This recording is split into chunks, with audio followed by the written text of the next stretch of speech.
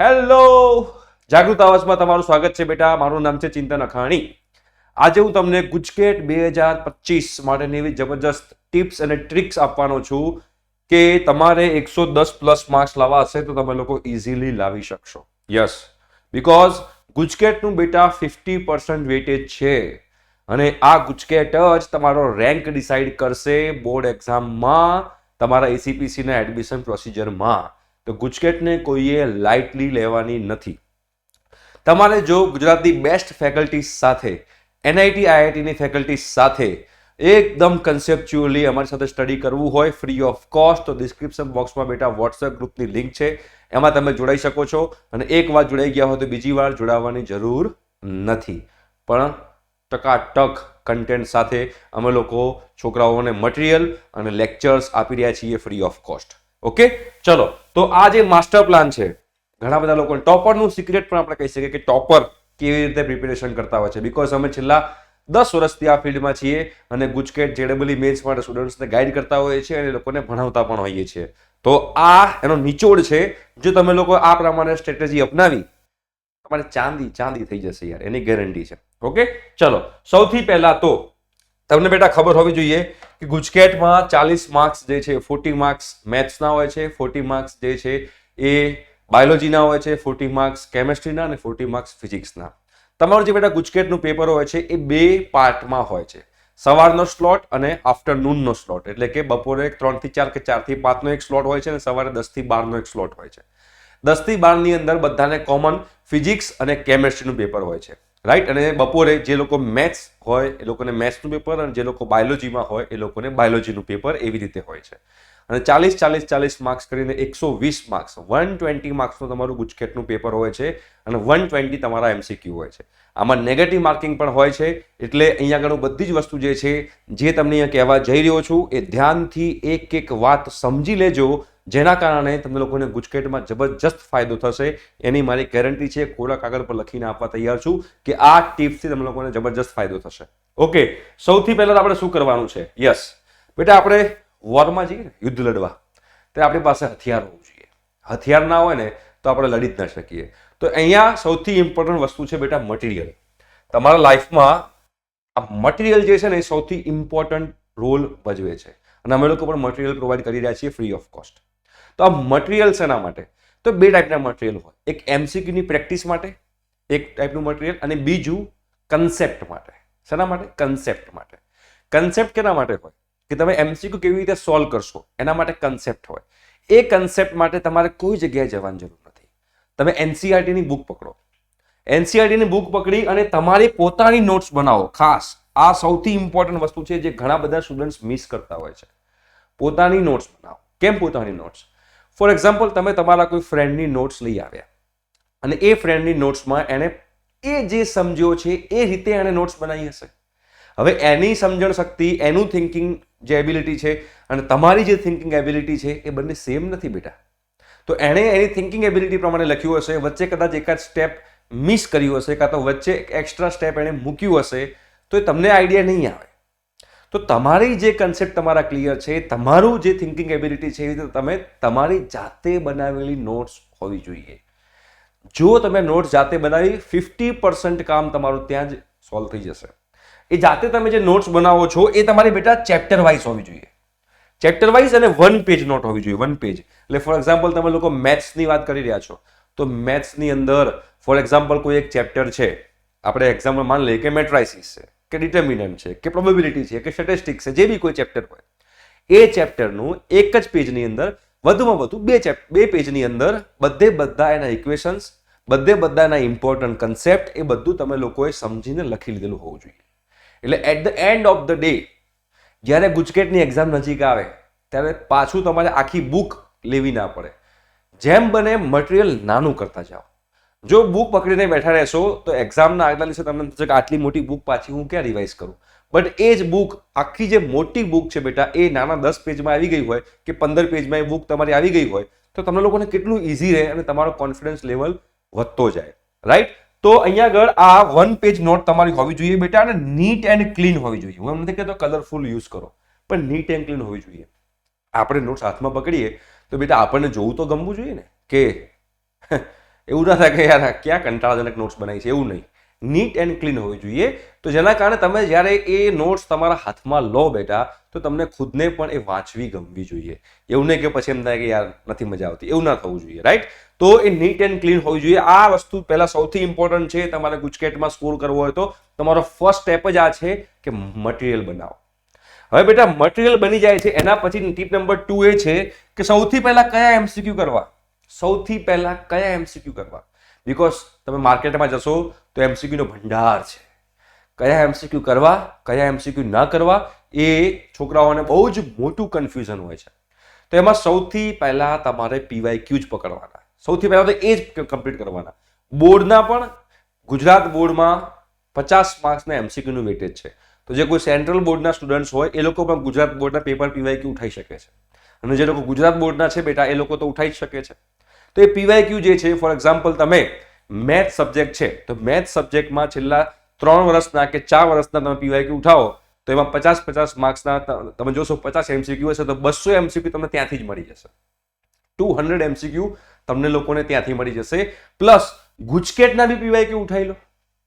તો ગુજકેટના બી પીવાયક્યુ ઉઠાવશો એટલે તમને 200 ને લગભગ 150 જેવા કરીને તમને 350 થી 400 એમસીક્યુ, 350 to 400 એમસીક્યુ તો માત્ર ને માત્ર તમને પીવાયક્યુ માંથી જ મળી જશે. એ પીવાયક્યુ થી તમને લોકોને શું આઈડિયા આવશે? 2 બેનિફિટ તમને થશે. બેનિફિટ નંબર 1, એમસીક્યુ નું લેવલ કેટલું છે એ આપણને આઈડિયા આવશે. બીકોઝ બેટા જે લોકો જેડબલઈ મેન્સની પ્રિપેરેશન કરતા હોય છે ને એ લોકોનું ડિફિકલ્ટી લેવલ હાઈ સેટ થઈ ગયું હોય છે. એમના મગજમાં એક સાયકોલોજીકલી સેટ થઈ ગયું છે કે એમસીક્યુ તો ટફ જ હોય, ટફ જ હોય, ટફ જ હોય. એટલે જ્યારે ઇઝી એમસીક્યુ આવે ને ત્યારે કન્ફ્યુઝ થઈ જાય કે આ એમસીક્યુ કેવી રીતે સોલ્વ કરશું. બટ આપણે કહેવાય ને કે ગુજકેટનું લેવલ આ છે તો જેડબલઈનું લેવલ આ છે. તો ગુજકેટ માટે તમારે પહેલા ચેક કરવું પડશે કે ગુજકેટનું લેવલ કેટલું છે, બોર્ડનું લેવલ કેટલું છે. તો તમે આ પીવાયક્યુ જોશો એટલે તમને ઓટોમેટિકલી આઈડિયા આવશે કે ગુજકેટનું અને બોર્ડનું લેવલ કેટલું છે. ઘણા બધા સ્ટુડન્ટ્સ એવી મિસઅન્ડરસ્ટેન્ડિંગ હોય છે કે આપણે જેડબલઈ મેથ્સની તૈયારી કરીએ છીએ એટલે ગુજકેટમાં તો આપણે પૂરા માર્ક્સ આવશે જ. હા, આવી શકે. બટ જો આપણે એવી જ મેન્ટાલિટી રાખીએ કે એમસીક્યુ ટફ હશે તો ઘણીવાર એવું થાય છે કે ઇઝી એમસીક્યુ સોલ્વ થતા નથી હોતા. એટલે પહેલી જે મેં તમને ટીપ આપી હતી એ ટીપ એ છે કે તમારે તમારું મટીરિયલ બનાવવાનું છે. બીજા નંબરની જે તમે ટીપ આપી કે તમારે બધા જ પીવાયક્યુ ભેગા કરી દેવાના છે અને પીવાયક્યુ સૌથી પહેલા સોલ્વ કરવાના છે. એ બેટા પીવાયક્યુ તમે લોકો સોલ્વ થઈ જાઓ પછી શું કરવાનું છે? જો બેટા ધ્યાન રાખજો, પીવાયક્યુ સોલ્વ થઈ જાય પછી તમારે લોકોએ ચેપ્ટર વાઇઝ પણ એમસીક્યુની પ્રેક્ટિસ કરવી જોઈએ. જે લોકો અમે લોકો પણ ચેપ્ટર વાઇઝ તમે લોકોને યુટ્યુબ પર એવરી ડે રાત્રે 9 વાગે અમે લોકો આ ચેપ્ટર વાઇઝ દરેક ફિઝિક્સ, કેમેસ્ટ્રી અને મેથ્સ ત્રણેના ચેપ્ટર વાઇઝ પીવાયક્યુની પ્રેક્ટિસ કરાવી રહ્યા છે. ખાલી પીવાયક્યુ નહીં, બીજા ઘણા એમસીક્યુની અમે ચેપ્ટર વાઇઝ પ્રેક્ટિસ કરાવી રહ્યા છીએ. તો ચેપ્ટર વાઇઝ તમે પ્રેક્ટિસ કરશો એના કારણે શું થશે કે તમે જે બેટા આગળ મેં કીધું હતું ને કે ચેપ્ટર વાઇઝ નોટ્સ બનાવી છે તો શું કરવાનું? ફોર એક્ઝામ્પલ કોઈ એક ચેપ્ટર પકડો, એની આખી નોટ્સ બનાવો અને પછી ચેપ્ટર વાઇઝ એના એમસીક્યુ લો. તો પહેલા તમારે ચેપ્ટર વાઇઝ એમસીક્યુ લેવા ચેપ્ટર વાઇઝ એમસીક્યુ લો અને પછી તમે બોર્ડના પીવાયક્યુ લો તો પણ વાંધો નહીં. એ તમારા કન્વિનિયન્સી પ્રમાણે તમે લોકો કરી શકો છો, રાઈટ? તો અહીંયા આગળ તમારે ચેપ્ટર વાઇઝ એમસીક્યુ પતી જાય જો તમારી પાસે ઘણો ટાઈમ છે. તમારી જે એક્ઝામ છે એ માર્ચમાં છે, ગુજકેટની એક્ઝામ, અને બોર્ડની એક્ઝામ તો નજીક જ છે પણ એની જે ગુજકેટની એક્ઝામ છે તમારી માર્ચમાં છે. તો હવે તમારે બીજું શું કરવાનું? સૌથી ઇમ્પોર્ટન્ટ, યસ, આ સૌથી ઇમ્પોર્ટન્ટ છે. 85 to 90% સ્ટુડન્ટ્સ આની અંદર મિસ્ટેક્સ કરતા હોય છે. એ છે બેટા OMR શીટ. OMR શીટ શું છે એ પણ તમને લોકોને ખબર હોવી જોઈએ. તો બેટા જુઓ, ફોર એક્ઝામ્પલ 40 એમસીક્યુ હોય તો અહીંયા 1 2 3 4 5 6 7 આવી રીતે એમસીક્યુ લખેલા હોય. અહીંયા A B C અને D લખેલું હોય ને અહીંયા આગળ ધારો કે એવું ના લખ્યું હોય અહીંયા ધારો કે ABCD ના લખ્યું હોય તો અહીંયા 4 સર્કલ હોય, એની અંદર A B C અને D આવી રીતે લખેલું હોય. હવે ફોર એક્ઝામ્પલ તમને એવું લાગે છે કે તમારો ઓપ્શન C સાચો છે તો ઓપ્શન C પર તમારે આમ ડાર્ક સર્કલ કરવાનું હોય છે, રાઈટ? પછી તમને જો ઓપ્શન D સાચો લાગે તો તમારે ઓપ્શન D ઉપર ડાર્ક સર્કલ કરવાનું હોય છે. ઓકે, તો આમાં ઘણા બધા સ્ટુડન્ટ્સને પ્રેક્ટિસ હોતી નથી અને આ પ્રેક્ટિસ નથી હોતી એના કારણે જ્યારે ગુજકેટની એક્ઝામ સ્ટાર્ટ થાય છે ત્યારે ફર્સ્ટ ટાઈમ OMR શીટ જોવે છે અને એમાં તમારે લોકોને જે ટાઈમ લિમિટ છે બેટા એ ટાઈમ લિમિટની અંદર તમારે એમસીક્યુ પણ સોલ્વ કરવાના હોય છે અને એમસીક્યુ સોલ્વ કરી અને તમારે અહીંયા ટીક પણ કરવાનું હોય છે. તો એના માટે તમારે બેટા આ OMR પ્રેક્ટિસ કરવા માટે બહાર કોઈ શોપમાં જઈને OMR ની શીટ્સ ઉપાડી આવવાની. OMR શીટ તમે ઉપાડી આવશો અને પછી તમારે લોકોએ શું કરવાનું છે? તમારે ટાઈમિંગ સાથે ગુજકેટના પેપર જાતે ઘરે બેસીને લખવાના છે. ખુરશી ટેબલ ઉપર બેસીને તમારે ગુજકેટના પેપર સોલ્વ કરવાના છે. કેવી રીતે? તો તમારે બે પેપર જોડે લેવાના. કયા કયા? ફિઝિક્સ અને કેમેસ્ટ્રી. બીકોઝ ફિઝિક્સ અને કેમેસ્ટ્રી તમારા બે પેપર સાથે હોય છે 10 થી 12 માં. તો તમારે મોર્નિંગના ટાઈમમાં જ તમારે ફિઝિક્સ અને કેમેસ્ટ્રીના પેપર આપવાના અને ઇવનિંગના ટાઈમમાં મેથ્સ અથવા બાયોલોજીનું પેપર આપવાનું. હું કેમ આ કહી રહ્યો છું? તમે તમારા માઇન્ડને એ પ્રમાણે ટ્રેન કરો કે સવારે 10 થી 12 છે તો 10 થી 12 મારું મગજ જે છે એ ફિઝિક્સ અને કેમેસ્ટ્રી માટે વિચારતું હોવું જોઈએ. મારું જે સબકોન્શિયસ માઇન્ડ છે એમાં ફિઝિક્સ અને કેમેસ્ટ્રી બેસી જવું જોઈએ કે 10 થી 12 છે તો મગજમાં ફિઝિક્સ અને કેમેસ્ટ્રીના કન્સેપ્ટ આવવા જોઈએ અને બપોરનો ટાઈમ હોય તો મેથ્સ અથવા બાયોલોજીના કન્સેપ્ટ આવવા જોઈએ. ઘણા બધા લોકો લાગતું છે કે એવું ના હોય, પણ એકચ્યુઅલીમાં એવું હોય છે. તમે લોકો ગાડી ચલાવતા હોવ અને તમને ખબર હોય કે બહુ પ્રેક્ટિસ થઈ જાય પછી સામેથી કોઈ માણસ આવે તો ઓટોમેટિક જ તમારો પગ બ્રેક ઉપર જતો રહે છે. બીકોઝ સબકોન્શિયસ માઇન્ડે તમારા લેગ્સને એવી રીતે ટ્રેન કરી દીધું હોય છે. તો આ સબકોન્શિયસ માઇન્ડ બહુ ઇમ્પોર્ટન્ટ છે. તો જે ટાઈમ પર તમારા ફિઝિક્સ કેમેસ્ટ્રી છે એ ટાઈમ પર તમે લોકો ફિઝિક્સ અને કેમેસ્ટ્રીનું પેપર આપો. ઘરે બેસીને એલાર્મ સાથે રાખીને OMR શીટ લઈને બધું સાથે લઈને બેસો અને 10 થી 12 માં ફિઝિક્સ અને કેમેસ્ટ્રીનું પેપર આપો અને બપોર 3 થી 4 ની અંદર બાયોલોજી અથવા મેથ્સનું પેપર આપો. આવું તમારે મિનિમમ 5 વાર કરવાનું. આવા તમારે મિનિમમ કહો છો 5, મેક્સિમમ તમારી જેટલી કેપેસિટી હોય એટલી એ મિનિમમ 5 તમારે લોકોએ પેપર આપવાના. જેના કારણે તમારા લોકોને સબકોન્શિયસલી તમે લોકો તમારા માઇન્ડને ટ્રેન કરી રહ્યા છો કે આ ટાઈમ પર મારે આ વસ્તુ કરવાની છે. અને જોડે જોડે તમે બેટા OMR શીટ જે છે એ OMR શીટ પણ તમે ફિલ કરતા રહેશો તો એના કારણે તમે લોકોને ટાઈમ મેનેજમેન્ટ બી ખબર પડશે કે તમે કયા ટાઈમ પર કઈ વસ્તુ કમ્પ્લીટ કરી શકો છો. કે ફિઝિક્સ છે તો ફિઝિક્સના 40 MCQ પૂરા કરતા કેટલી વાર લાગે છે, કેમેસ્ટ્રી છે તો કેમેસ્ટ્રીને 40 MCQ પૂરા કરતા કેટલી વાર લાગે છે, એ બધી વસ્તુ જે છે બેટા એ તમે લોકો એનાલિસિસ કરી શકશો. એટલે નેક્સ્ટ પાર્ટ જે છે બેટા એ છે કે એનાલિસિસ ઓફ ટેસ્ટ. બહુ જરૂરી છે બેટા. કેમ બહુ જરૂરી છે એનાલિસિસ ઓફ ટેસ્ટ? બીકોઝ તમારું ફિઝિક્સ અને કેમેસ્ટ્રીનું પેપર જોડે આવશે અને ફિઝિક્સ અને કેમેસ્ટ્રીનું પેપર જોડે આવતું હોય તો એમાં ચાન્સીસ છે કે ઘણા લોકોનું ફિઝિક્સ સ્ટ્રોંગ હોય, ઘણા લોકોનું કેમેસ્ટ્રી સ્ટ્રોંગ હોય. તો તમને લોકોને 2 અવર્સ મળવાના છે બેટા. કેટલા? તમને લોકોને બેટા 2 કલાક મળવાના છે. હવે આ 2 કલાકમાંથી તમારે 1 કલાક ફિઝિક્સનો હશે અને 1 કલાક જે છે કેમેસ્ટ્રીનો હશે. રાઈટ? પણ પેપર તો જોડે જ છે. તો ચાન્સીસ છે કે તમારું ફિઝિક્સ જે છે 40 માર્ક જે 1 કલાકની જગ્યાએ 50 મિનિટમાં પતી જાય તો તમે કેમેસ્ટ્રીને 1 કલાક ને 10 મિનિટ આપી શકો છો. કે પોસિબલ છે કે તમારું જે ફિઝિક્સ છે 30 મિનિટમાં પતી જતું હોય. તમારે ચેક કરવાનું છે કે તમારો કયો સબ્જેક્ટ વધારે સ્ટ્રોંગ છે. જે સબ્જેક્ટ વધારે સ્ટ્રોંગ હોય એનું પેપર પહેલા એટેન્ડ કરો, જેના કારણે તમારો ટાઈમ બચે અને એ ટાઈમ તમે જે બીજું સબ્જેક્ટ છે એમાં તમે આપી શકો, જેના કારણે તમે વધારે સ્કોર કરી શકો. રાઈટ? તો આ વસ્તુ તમને લોકોને ખબર હોવી જરૂરી છે કે તમારું ટેસ્ટનું એનાલિસિસ તમે જે પ્રેક્ટિસ કરશો હોય. બીજું શું એનાલિસિસ કરવાનું છે કે તમે જ્યારે કોઈ ટેસ્ટ આપી રહ્યા છો તો એમાં તમે કઈ કઈ જગ્યાએ મિસ્ટેક કરી, તમારા 120 માંથી કેટલા માર્ક્સ આવ્યા પહેલા તો એ ચેક કરો વિથ નેગેટિવ માર્કિંગ. અને કયા કયા ચેપ્ટર તમને એમાં વીક પડે છે. જે ચેપ્ટર તમને વીક પડતા હોય એનું પાછું રિવિઝન લો. એના માટે જ આપણે ટેસ્ટ કરી રહ્યા છીએ અને ટેસ્ટનું પછી આપણે એનાલિસિસ પણ જરૂરી છે. તો એ તમને કયો ચેપ્ટર ટફ પડે છે, કયો સબ્જેક્ટ ટફ પડે છે, કયા ચેપ્ટરનો કયો ટોપિક ટફ પડે છે, તો એ ફરીથી રિવાઇઝ કરો. એ તમે ફરીથી રિવાઇઝ કરશો એટલે તમારો એ ટોપિક તમારો સ્ટ્રોંગ બનશે અને પછી ફરીથી ટેસ્ટ આપશો તો ફરીથી તમે લોકોને ખ્યાલ આવશે. એટલે તમે ટેસ્ટ આપો, એનાલિસિસ કરો, રિવિઝન કરો. ટેસ્ટ આપો, એનાલિસિસ કરો અને રિવિઝન કરો. તો આ તમે કરશો બેટા, એના કારણે તમને લોકોનું તમારું ઇમ્પ્રુવમેન્ટ થતું જશે અને તમે લોકોને કોન્ફિડન્સ લેવલ જે છે એ આવતો જશે. રાઈટ? હવે 2 ઇમ્પોર્ટન્ટ ટીપ છે. 2 ઇમ્પોર્ટન્ટ ટીપ. પહેલું, તમારે બેટા ગુજકેટની અંદર સ્કોર કરવો હોય ને તો 2 વસ્તુ જોઈએ. એક તો સ્પીડ જોઈએ અને બીજું જોઈએ એક્યુરસી. એક તો સ્પીડ જોઈશે અને એક તો એક્યુરસી જોઈશે. અને સ્પીડ અને એક્યુરસી માટે તમારે શું કરવાનું છે? Only and only practice. જ્યાં સુધી પ્રેક્ટિસ નહીં વધારો ત્યાં સુધી તમને લોકોને તકલીફ પડશે. તમને હમણાં બોર્ડર ગવાસ્કર ટ્રોફી જોઈ હશે. એમાં બધા વિરાટ કોહલીને કહે છે કે આઉટસાઇડ ઓફ સ્ટમ્પ જે છે એને ટચ કરવાથી આઉટ થાય છે તો એને પ્રેક્ટિસમાં એ વસ્તુ છોડવી જોઈએ. એટલે કેટલી બધી પ્રેક્ટિસ કરે છે કે આઉટસાઇડ ઓફ સ્ટમ્પ આવે તો લીવ કરીશ, આઉટસાઇડ ઓફ સ્ટમ્પ આવશે તો હું લીવ કરીશ. તો પ્રેક્ટિસ છે. એકચ્યુઅલીમાં તમે પ્રેક્ટિસ કરશો ઘરે તો પછી તમે ફાઇનલ એક્ઝામમાં જઈને તમે સારું પરફોર્મ કરી શકશો. બટ જો તમે પ્રેક્ટિસ જ નહીં કરો તો નહીં તમારી સ્પીડ આવે, નહીં એક્યુરસી આવે. એક્યુરસી કેમ જરૂરી છે? બીકોઝ નેગેટિવ માર્કિંગ છે એટલે. અને બીજી વસ્તુ, તમારા અહીંયા આગળ તમે જોશો તો આ પ્રેક્ટિસથી બીજું શું ડેવલપ થાય ખબર છે?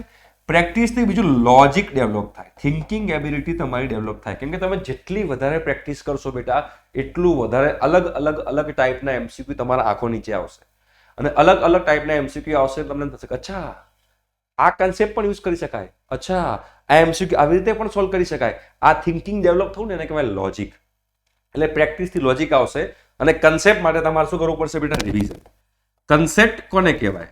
કન્સેપ્ટનો મતલબ એમ છે કે ફોર એક્ઝામ્પલ, નાનો એક એક્ઝામ્પલ લઉં છું કે આપણને ખબર છે કે સાઇન ઇનવર્સ -π/2 જે છે એ -1 થાય. અને ધારો કે સાઇન અને અહીંયા આગળ આપણે લખીએ બેટા કોસ ઇનવર્સ -θ છે, તેને બેટા આપણે પાઈ - કોસ ઇનવર્સ θ લખીએ છીએ. તો કેમ લખીએ છીએ, શેના માટે લખીએ છીએ? એ કન્સેપ્ટ કહેવાય. એ કન્સેપ્ટ તમારા રિવિઝનથી આવશે. બેટા સાચું કહું છું, 99% લોકો જે છે એ રિવિઝન કરતા જ નથી. અને સૌથી મોટું જે હથિયાર કહેવાય કે જેના બેઝ પર ટોપર્સ સ્કોર કરતા હોય છે એ છે રિવિઝન. તમે સિમ્પલ વિચારો બેટા કે આજથી 4-5 દિવસ પહેલા તમે શું ખાધું હતું, તમે કયા કપડાં પહેર્યા હતા, તમે આખા દિવસમાં કઈ એક્ટિવિટી કરી હતી, તમને યાદ નહીં હોય. 4-5 દિવસ પહેલાની એક્ટિવિટી તમને લોકોને બેટા યાદ નથી, તો 4-5 દિવસ પહેલા તમે જે રીડિંગ કર્યું હશે, તમે જે વાંચ્યું હશે, તમે જે પ્રિપેર કર્યું હશે, ક્યાંથી યાદ હશે? તો તમે ફોર એક્ઝામ્પલ જ્યારે પણ કોઈ દિવસ રીડિંગ, ધારો કે આજનો દિવસ છે, તમે આજનો દિવસ તમે સ્ટડી ચાલુ કરો છો, તો સ્ટડી ચાલુ કરવા પહેલા આગળનું તમારે રિવિઝન કરવાનું અને પછી જ નવું સ્ટડી ચાલુ કરવાનું. તમારે એક વસ્તુ ધ્યાનમાં રાખવાની, 70-30% રેશિયો રાખવાનો. 70-30% રેશિયો મતલબ શું છે? ફોર એક્ઝામ્પલ તમે દિવસના 10 અવર્સ વાંચો છો, ફોર એક્ઝામ્પલ તમે દિવસના 10 અવર્સ તમે લોકો વાંચો છો, તો 10 અવર્સના 30% કેટલા થાય? તો 3 અવર્સ થાય અને 70% થાય 7 અવર્સ. તો આ 30-70% રેશિયો એટલે એવો કહેવા માંગુ છું કે એવરી ડે તમારે 3 કલાક રિવિઝનના આપવાના અને 7 કલાક નવું સ્ટડી કરવા માટે આપવાના. અને દિવસ તમે સ્ટાર્ટ કરો ત્યારે પહેલા રિવિઝનથી જ સ્ટાર્ટ કરવાનો. એવું નહીં કે રિવિઝન પછી કરીશ, ના, પહેલા રિવિઝન પછી નવું પકડો. પહેલા રિવિઝન પછી નવું પકડો. એની પહેલા નવું કોઈ ટોપિક તમારે લોકોએ લેવાનો નથી. જો આ પ્રમાણે તમે નહીં ચાલ્યા, જો બેટા તમે રિવિઝન પર ફોકસ નહીં કરો, તો તમને લોકોને કોઈ દિવસ વાંચેલું યાદ રહેશે નહીં. બધા કહેતા હોય છે કે સર મને વાંચેલું યાદ નથી રહેતું, વાંચેલું યાદ રહેતી નથી. તો એ વસ્તુ ખોટી છે. વાંચેલું તો યાદ રહે જ જો તમે લોકો રિવિઝન કરતા હોય તો. રાઈટ? તો આ બધી બેટા ટિપ્સ છે. આ ટિપ્સ તમે લોકો ફોલો કરશો તો તમે લોકોને 110% ગુજકેટની અંદર બહુ જ હેલ્પ થશે. અને જો તમારે અમારી સાથે ગુજકેટની પ્રિપેરેશન કરવી હોય તો તમે વોટ્સએપ ગ્રુપમાં બેટા જોડાઈ શકો છો. ઠીક છે? Thank you so much. By.